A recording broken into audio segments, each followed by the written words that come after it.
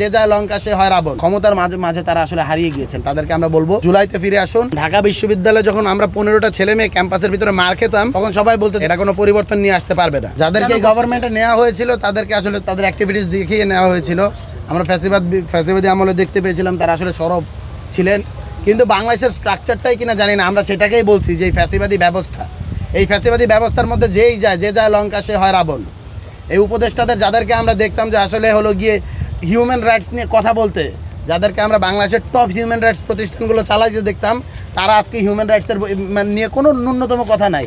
বাংলাদেশের ভিতরে আপনারা দেখতে পাচ্ছেন রাজনৈতিক দলগুলোর ছত্রছায়ায়, বিভিন্ন মাফিয়াতন্ত্রের ছত্রছায়ায়, আওয়ামী লীগের যে স্ট্রাকচার সেগুলো তো এখনও শেষ হয়নি। তাদের ছত্রছায়ায় রেপ হচ্ছে, গুম হচ্ছে, খুন হচ্ছে, অসংখ্য ধরনের অকারেন্স ঘটনা হচ্ছে।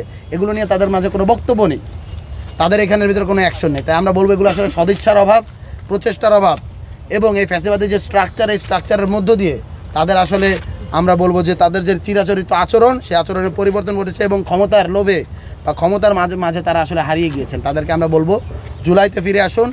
আপনাদের যে ম্যান্ডেট, সেই ম্যান্ডেটের কাছে আপনারা ফিরে যান। আপনারা আবার ভাবুন, আপনারা শহীদের রক্তের উপর দাঁড়িয়ে আছেন, এই জিনিসটাকে ফিল করুন। যখন আপনারা এই জিনিসটাকে ফিল করা শুরু করবেন, বাই ডিফল্ট আপনারা আসলে জুলাইয়ের যে চেতনা, জুলাইয়ের যে বিশ্বাস, জুলাইয়ের যে আকাঙ্ক্ষা, সেটার বাইরে যেতে পারবেন না। ওয়ালটন এখন দেশের সীমানা পেরিয়ে পৌঁছে গিয়েছে 50টিরও বেশি দেশে।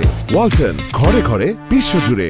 আমরা সবসময় একটা কথা বলতাম, ঢাকা বিশ্ববিদ্যালয়ে যখন আমরা 15টা ছেলে মেয়ে ক্যাম্পাসের ভিতরে মার খেতাম, তখন সবাই বলতো যে 15টা ছেলে মেয়ে মার খায়, এরা কোনো পরিবর্তন নিয়ে আসতে পারবে না।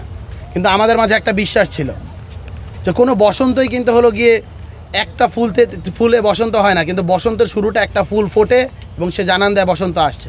একটা প্রদীপের শিখা সে মিটি করে জ্বলতে থাকলেও সেই প্রদীপের শিখার মধ্যে আছে পোটেনশিয়াল রয়েছে, সে সারা পৃথিবীকে আলোকিত করার মতো। তবে তার নিজেকে জ্বলতে হবে। আমরা বলতে চাই আমরা আবার একটা নতুন জার্নি শুরু করেছি। সেখান থেকে আমরা বলেছি যে আমরা একটি জাতীয় ঐক্যমত তৈরি করার জন্য কাজ করব, শহীদ আহতদের জন্য কাজ করব, জুলাই ফিরিয়ে আসার জন্য কাজ করব। সেই ক্ষেত্রে বাংলাদেশের প্রত্যেকটি রাজনৈতিক দল, স্টেক হোল্ডার, আপনারা যারা সাংবাদিকরা রয়েছেন এবং বাংলাদেশের সর্বস্তরের জনগণের যদি সহায়তা পাই, অবশ্যই আমরা সফল হব।